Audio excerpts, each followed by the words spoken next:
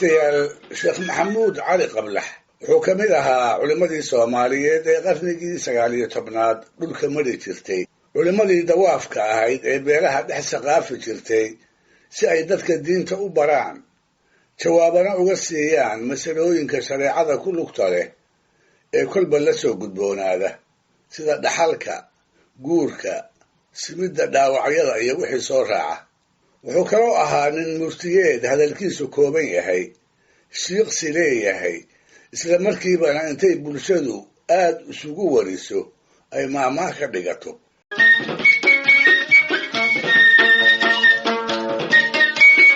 Soomaalidu waxay ku maahmaahdaa fallaari gilgilasho kaagama hadho, taasoo loola jeedo wixii kuu eg inaad yeesho un mooyaane marmarsiiya raadis iyo cudurdaar tooni kuuma bannaana.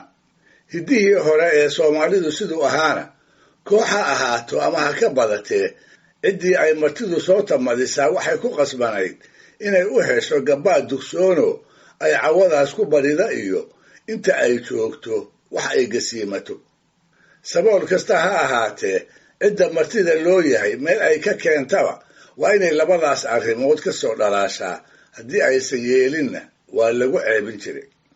waxaa la yidhi wadaadkii caanka ahaa ee la odhan jiray sheekh maxamuud cali qablax oo xer badan wata ayaa beri reer saboola u soo hoyday.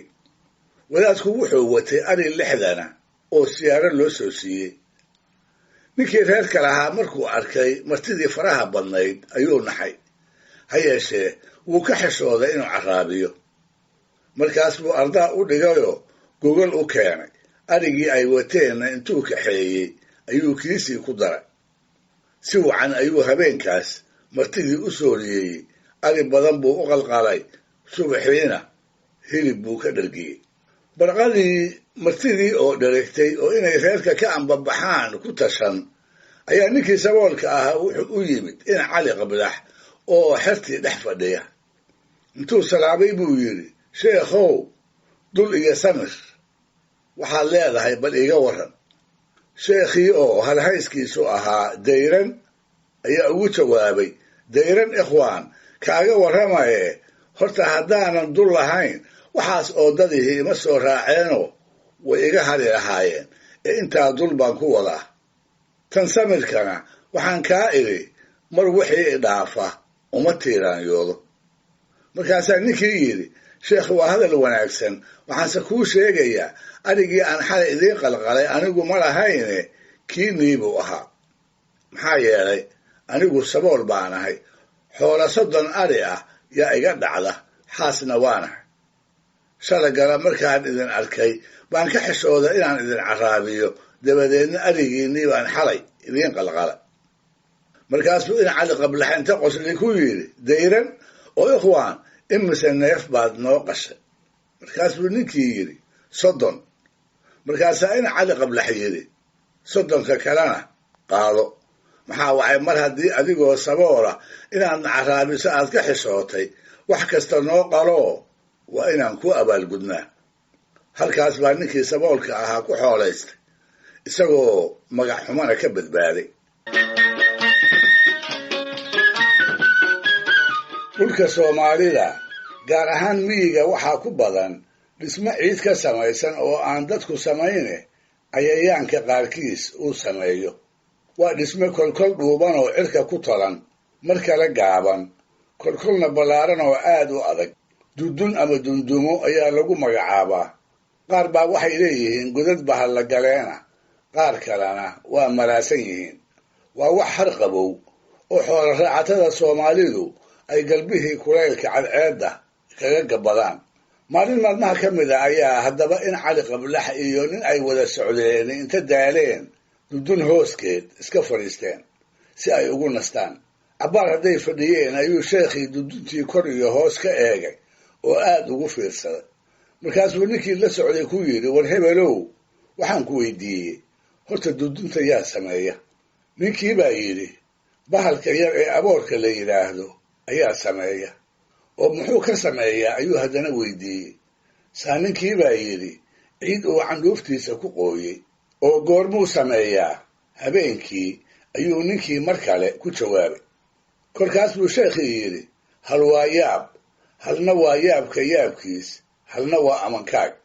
dundumo aboor baa sameeya, waa yaab. candhuuftiisa ayuu ku sameeyaa, waa yaabka yaabkiis.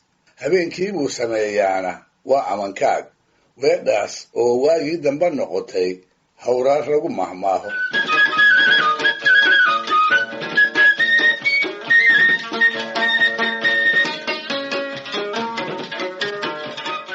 in cali qablax iyo xertiisii oo meel deggan ayaa sida la yidhi waxaa u timid haweenay reer miyi ah. daal baa foolkeeda ka muuqda. casar bay ahayde ilaa saaka ayaysan cag dhigin. xertii intay dhaaftay ayay u gudubtay wadaadkii oo meel geesa kitaab uu akhrisanayay uu ugu kala baxsan yahay. laan qoyan oo markaas ay geed madheera ka soo goysay ayay wadataa. tiibay inta sheekhii hor dhigtay waxay ku tidhi, sheekhow, shalay subax ayaan soo guuray. duhurkiina waxaan ku furannay meel aan idinka fogayn. saaka markaan adhigaygii tiriyey waxaa ka maqnaatay lax aan idahayga ugu jeclaa. aad iyo aad ayaan u farxay markaan maqlay adiga iyo xertu inaad meetan deggan tihiin. halkaas markay marayso ayay inta laantii madheerka farta ugu fiiqday waxay ku tidhi, waxaan kaa rabaa inaad laantaas igu akhrisid birbiriso aan laxdaas ku baadi goobo kuna helo. mararkaas oo kalena wadaadada Soomaalidu waxay caamada baadidu ka maqan tahay laan qoyan ugu akhrin jireen aayadda 35 ee suuradda 24 ee Quraanka Kariimka ah.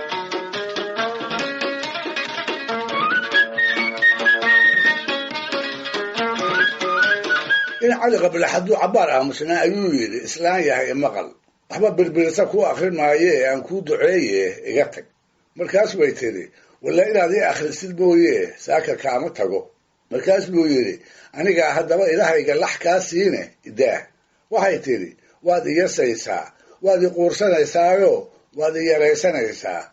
inaad birbirisa ii akhridaa ma waxbay kugu tahay? wuxuu yidhi, islaan yahay ku yasi maayo kuna yaraysan maayee wixii aan birbirisada kaaga diiday i dhegayso aan kuu sheege. maalingeedii lax arigeedii ka baxsatay baan aqaan, dhurwaana waan aqaan, ilaahayna waan aqaan. maalingeedii lax arigeedii ka finiintay baan aqaanoo xeradii laga soo guuray ayay ku noqotaa iyada oo aan dheg la qabta lahaynoo xagga iyo xagga aan midna eegayn. dhurwaana waan aqaanoo jil ama carfo lagaga tegay ama harag kale ka helyaaba xero laga guuray inuu inta yimaado wax ka unuunufo ma seego. ilaahayna waan aqaanoo wuu kala badbaadin karaa labadooda. aniguuse weligay ma arag isaga oo laxdaas oo kale iyo dhurwaa meel cidla ah isugu yimid kala badbaadiyey. kolka hay kalaama tirine saaka birbirisa kuu akhriyi maayee arigayga halkaas daaqaaya 2 laxaad ka soo qabso oo reerkaagii isaga noqo. dabadeedna islaantii oo yaaban ayaa siday marna wadaadka ugu dhaygagaysay marna xerta goobtii isaga dhaqaaqday iyada oo aan juuq damba u odhan, lax iyo 2 midnana aan kala tegin.